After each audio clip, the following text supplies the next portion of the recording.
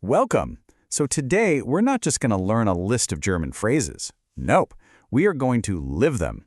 We're going to follow a little story to see exactly how a few super essential words can help you navigate your very first day in Germany. Let's get right into our story. Okay, so picture this. You're Anna. You've just arrived. Everything looks, well, unfamiliar, and you really need to find a restroom. You're feeling a little bit overwhelmed. I mean, it's a classic traveler's dilemma, right? This is exactly where our story kicks off. So before you can ask for directions or for help or for anything at all, you've got to get someone's attention. And the best way to do that anywhere in the world is with a simple, friendly greeting. This is always step one. And here it is. This right here is going to be your new best friend in Germany. It is simple, it looks familiar, and trust me, it's your key to starting literally any conversation. You know, what's so great about hello is just how incredibly versatile it is. You can say it to pretty much anyone, morning, noon, or night. It's super friendly, it's easy to pronounce, hello, and it immediately tells someone, hey, I'd like to talk to you.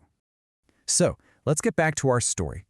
Anna spots someone who looks approachable. We're going to call him Marco. She takes a deep breath, musters up all her courage, walks up, and puts our very first word into action, hello.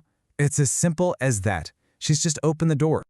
Okay, let's level up just a little bit. Here's another greeting that you are going to hear absolutely everywhere. Guten Tag. It literally just means good day. Now, it's a little more formal than hallo, but it is incredibly common and super polite. Think of it as your standard greeting from, say, late morning all the way into the evening. And hey, once you get used to it, you'll start noticing its cousins, Guten Morgen for the morning and Guten Abend for the evening. And this right here shows a really important part of having a real conversation. Marco replies with a polite Guten Tag, and Anna, who's learning on the fly, just repeats it back. This little echo? It's a fantastic way to practice and to show that you're actually listening. It's a simple little trick, but it's so effective. All right, so where do we go from here? You've said hello. The next logical step is to make a real human connection. And you do that by introducing yourself. This is it. This is your absolute go-to phrase for telling someone your name.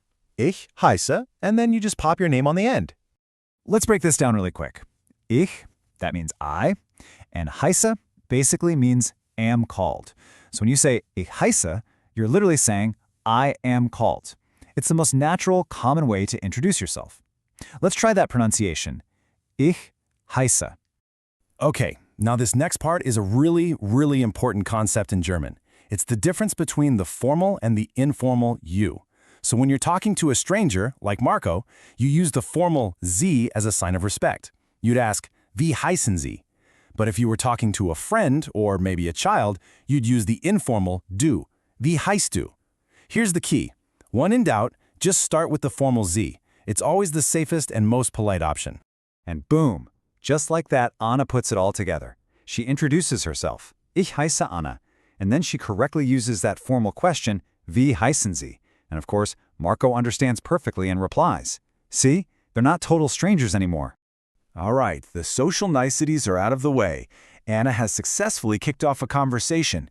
Now it's time to get to the real reason she walked up to Marco in the first place. She has a practical need. Now this might be one of the single most important sentences you ever learn in any language. Seriously, you should memorize this one. I promise you it will save you one day. Let's just pull this apart for a second so it feels less like a random string of words. Wo means where. Easy. Ist means is. Also easy. And die Toilette, well, that's the restroom. You see? Where is the restroom? The logic is exactly the same as in English. It's not so scary when you actually see it broken down like that, is it? Okay, this is the moment of truth. Let's recap Anna's entire interaction, step by step, and see how these simple little building blocks came together to create a complete and totally successful conversation. So first, Anna kicks things off with that polite, confident greeting. She opens the door to the whole conversation. Marco responds right back, which confirms, okay, the connection is made. The channel for communication is officially open. Then, she immediately builds on that opening. She moves right from that simple greeting into a personal introduction, offering up her name. Marco does the same, and just like that, they're on a first-name basis. A real, actual two-way conversation has started.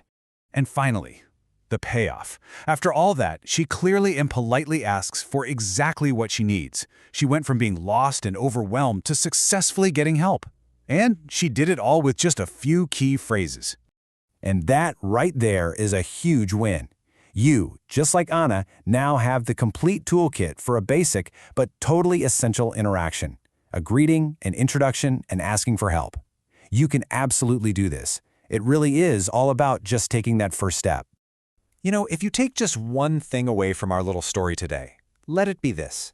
Language isn't just about memorizing words in a book. It's about connecting with people to solve real problems. You've just seen how a few simple phrases can unlock a whole country. So the only question left is, what are you going to learn to say tomorrow?